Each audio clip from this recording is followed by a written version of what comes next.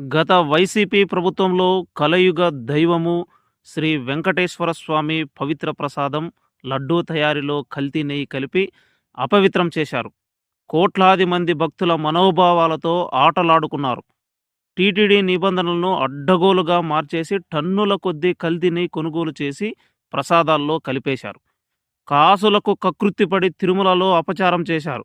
నాడు అధికారంలో ఉన్నప్పుడు చేయాల్సిందంతా చేసి ఇప్పుడు దొంగ అరుపులు అరుస్తున్నారు. తమకేమీ తెలియదన్నట్లు అబద్ధాలు బుకాయింపులతో తప్పించుకునే ప్రయత్నాలు చేస్తున్నారని పలమనేరు ఎమ్మెల్యే మండిపడ్డారు.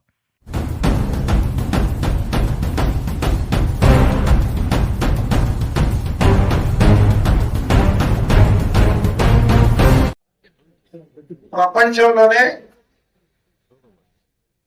అతి ఎక్కువ మంది నమ్మేటువంటి దైవం, అతి ఎక్కువ మంది భక్తులు ఉండేటువంటి ఒక భగవంతుని సన్నిధిలో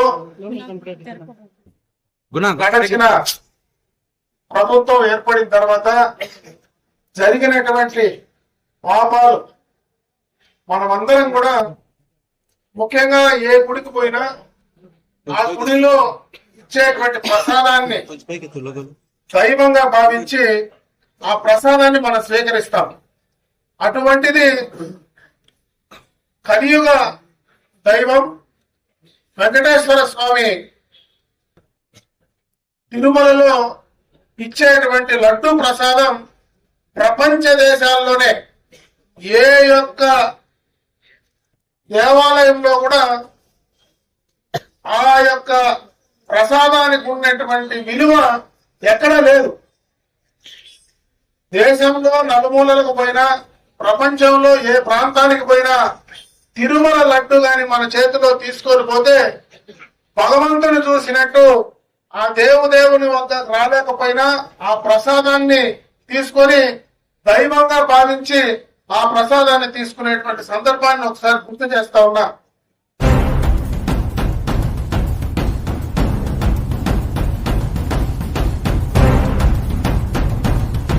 2019 నుంచి 2024 వరకు టీటీడీ నెయ్యి కొనుగోలులో ఏం జరిగింది, ఏ నిబంధనలు ఎప్పుడు సవరించారు, ఏ ఉద్దేశంతో నిబంధనలు మార్చారు, కల్తీ ఎలా జరిగింది వంటి వివరాలు మొత్తం వెలుగులోకి వచ్చాయి. ఇలాంటి చర్యలు ఒడగట్టారని పలమనేరు నియోజకవర్గంలో కూటమి నేతలు ఎమ్మెల్యే అమర్నాథ్ రెడ్డి ఆధ్వర్యంలో ర్యాలీ నిర్వహించారు. మొదట పట్టణంలోని అమ్మవారి ఆలయ శుద్ధీకరణ చేపట్టి అమ్మవారికి పూజలు నిర్వహించి పట్టణ పురవీధుల్లో బ్యానర్ చేతపట్టి వైకాపా పాలనలో జరిగిన ఘటనపై పలమనేరు ఎమ్మెల్యే అమర్నాథ్ రెడ్డి సంచలన ఆరోపణలు చేశారు.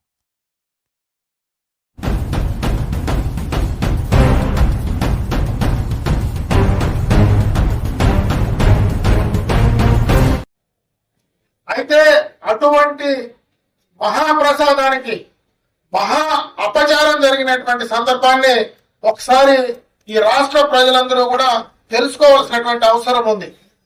ఎందుకంటే గతంలో 2019లో ప్రభుత్వం, వైసీపీ ప్రభుత్వం అధికారంలోకి వచ్చిన తర్వాత అంత మునుపు అధికారంలో ఉన్నటువంటి చంద్రబాబు నాయుడు గారి నాయకత్వంలో అప్పటి టీటీడీ బోర్డు ఈ యొక్క తిరుమలకు సంబంధించినటువంటి నెయ్యి విషయం పైన బోర్డులో రెజల్యూషన్ తీసుకున్నారు.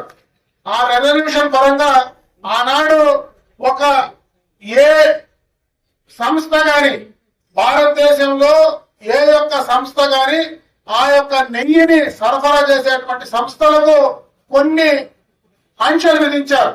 అంటే 4 లక్షల లీటర్లు కెపాసిటీ ప్రొక్యూర్ చేసేటువంటి ఏ యొక్క పాలకు సంబంధించినటువంటి డైరీ కావచ్చు, 250 కోట్ల రూపాయలు టర్నోవర్ కలిగినటువంటి ఏ సంస్థ అయినా మరి దానికి వాళ్ళు ఏర్పాటు చేసినటువంటి నిబంధనలను 2019 జూన్ తర్వాత అధికారంలోకి వచ్చినటువంటి అప్పటి ప్రభుత్వం, మరి జగన్మోహన్ రెడ్డి గారి ప్రభుత్వంలో అప్పటి టీటీడీ బోర్డు ఆ యొక్క నిబంధనలన్నీ కూడా సడలించి ఏ డైరీకి, అంటే ఆ డైరీ పాలను సేకరించేటువంటి అవసరం లేదు, 150 కోట్ల టర్నోవర్ ఉన్నా కూడా ఆ యొక్క డైరీ నెయ్యిని సరఫరా చేయొచ్చు అనేటువంటి అన్ని నిబంధనలు సడలించారు. దీంట్లో ముఖ్యమైన విషయం ఏదైనా ఉందంటే ఒకటే చెప్తా, ఆవు లేకుండా పాలు లేకుండా నెయ్యి వస్తుందా అనేది మనం ఆలోచించాలి.